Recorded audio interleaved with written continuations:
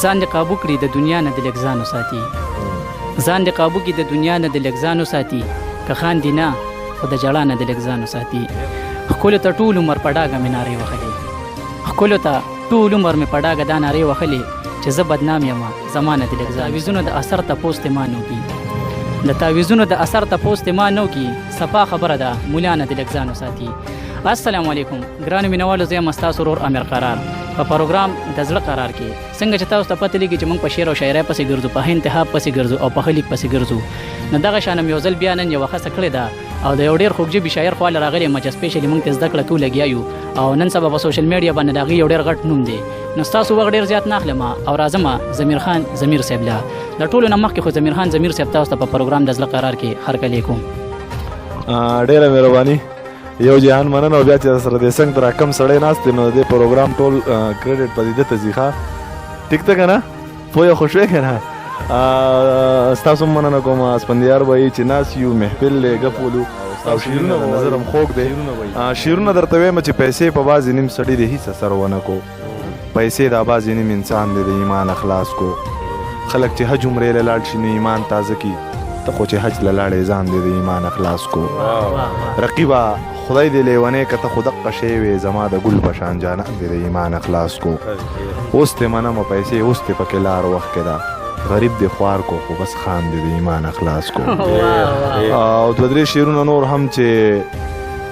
د چا بچو د چا انګور له زندګي تباه کی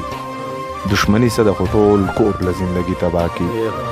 د چا بچو د چا انګور له زندګي تباه کی دشمنی څه د خو ټول کور له زندګي تباه کی په ماشوموالي رشتې مه کوئ خدای ته ګورئ ورونه د ګل په شانتې خور له زندګي تباه کی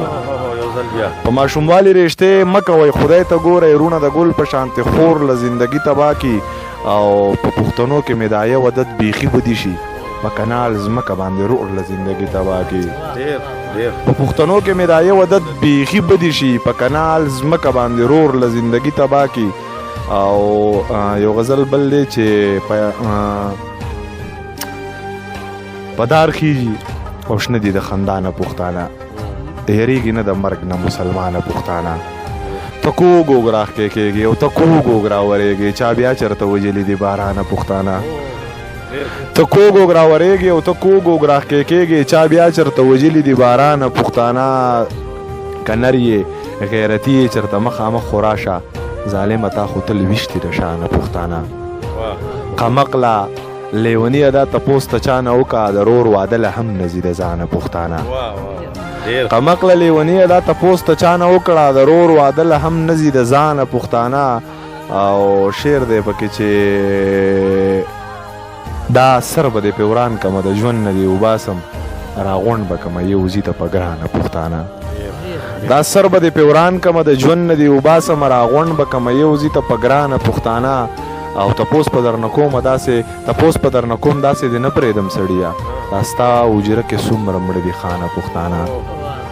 تپوس په درنه کوم داسې دې نه پرېږدم سړیه دا ستا حجره کې څومره مړه دي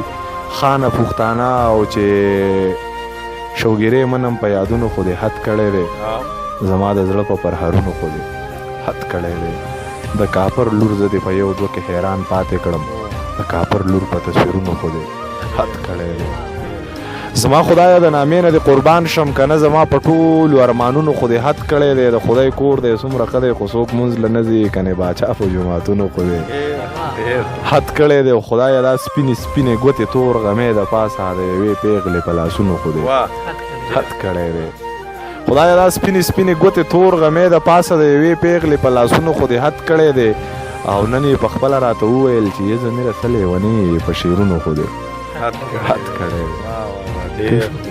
مننه جی ضمیر صاحب ډیره زیاته مننه ضمیر صاحب دې وخت کې د زړه قرار پاڼې والا او مسافر ملګري تاسو دې وخت کې ګوري ستاسو له طرف نه څه پیغام دی چې زه یې ریکارډ کړم هغې ته یې ورکړم زما له طرف نه د ټولو نه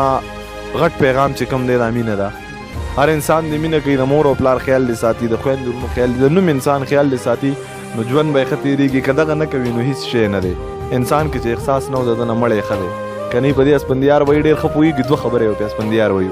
او زه به دغه ووایم چې لکه مینه او ژوند امن موږ ته دا پکار دي خاص کر پښتنو ته دا پکار دي په نورو ملکونو کې هلته خو شته دی امن هم شته دی خو زمونږ پښتانه چې دا ډېر د بدامنۍ سره مخ دي نو مینه ژوند امن او محبت دا موږ له پکار دی ورورولي په نه خبره پسې جاړم او چغې وخم بختون بچی یم امن غواړم او چغې وخم ټیک شو مننه جی ګرانو مینوالو دا و د نن سبا وخت او د سوشل میډیا دواړه ځلنده ستوري چې یو کې یو شاعر دی زمیر خان زمیر صاحب او بل چې کوم دی تاسو ګوره یو ډېر خوږژبې سنګر دی اسپندیار مومن صاحب نو دواړو موږ له وخت راکړی دی د دې هم یو جهان مننه او ستاسو هم ډېره زیاته مننه چې زموږ پروګرامونه ګوره او زموږ حوصله افزایي کوي نو ملګرو دا خو زمیر خان زمیر صاحب تل بل ملګري پورې خپل رور عامر قرار له ورکې اجازه ته د لوی الله په امان